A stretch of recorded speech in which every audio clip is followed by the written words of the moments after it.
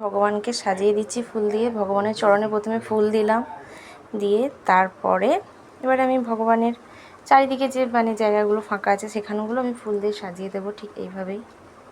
এই যে দেখো, দেখতেই পাচ্ছ তোমরা।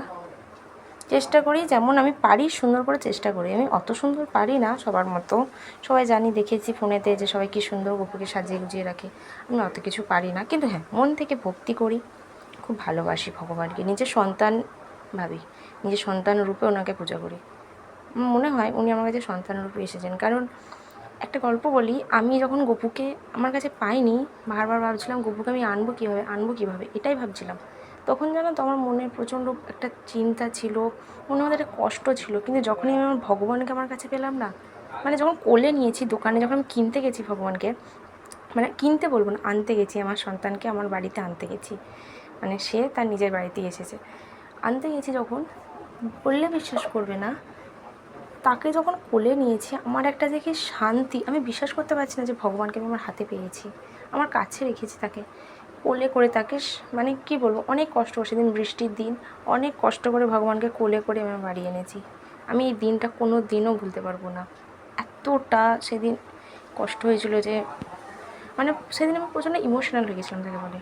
ভগবান সত্যিই আমার কাছে, এই কথাটা আমি বিশ্বাস করতে পারছিলাম না। সত্যি আমার কাছে এই যে লাইনটা, সেদিনের সেই দিনটা আমি কোনো দিনও ভুলতে পারবো না। কারণ ভগবানকে মন থেকে চেয়েছিলাম, তিনি আমার বাড়ি এসেছেন। আমি এটাতে যে এত খুশি বলেই বোঝাতে পারবো না। এই খুশিটা আমি সবার সাথে শেয়ার করে নিয়েছি, বাড়ির সবার সাথে। এতটা আমি খুশি হয়েছি। তোমাদের জীবনে কি এরকম ঘটনা ঘটেছে? তাহলে আমি অবশ্যই জানি।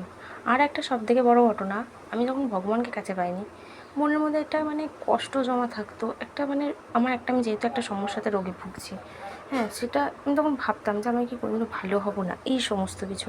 কিন্তু যখন আমি ভগবানকে কাছে পেলাম না বন্ধুরা, কি বলবো, আমার সব কষ্ট যেন দূর হয়ে গেল। আমি সব থেকে আগে যেন আমার কাছে, আমার সবার আগে আমার গপু, সকালটা শুরু আমার গপুকে দিয়ে, রাতটা শেষ আমার গপুকে দিয়ে। পুজো না করে আমি কিছুই খাই না, শুধু জলটা খাই সকালে, তাছাড়া আর কিছুই খাই না। পুজো করবো, আমার যতক্ষণই পুজো করতে টাইম লাগুক না কেন, আমি পুজো করার পরে তারপরেই খাবার খাই, তাছাড়া খাই না আমি। এই যে দেখো বন্ধুরা,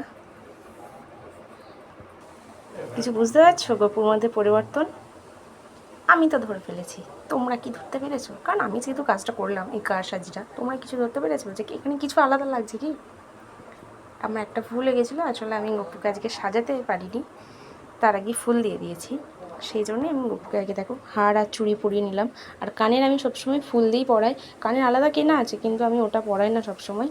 ও তো বেবি, ছোট্ট বেবি, ওর সবসময় কানের গয়না এসব পরে থাকতে কষ্ট হবে, সেই জন্য শুধু আমি এরকম ফুলের সাজ দিই। আর তার সাথে এই যে চুড়ি হার আর এই বাঁশি তো দিতেই হবে, ভগবান শ্রীকৃষ্ণের বাঁশি সবচেয়ে প্রিয়, বাঁশি তো দিতেই হবে, কারণ রাধারানী হচ্ছে তার বাঁশির সুর শুনতে ভীষণই পছন্দ করেন। এই যে দেখো, বাই বাই তাহলে বন্ধুরা, টাটা।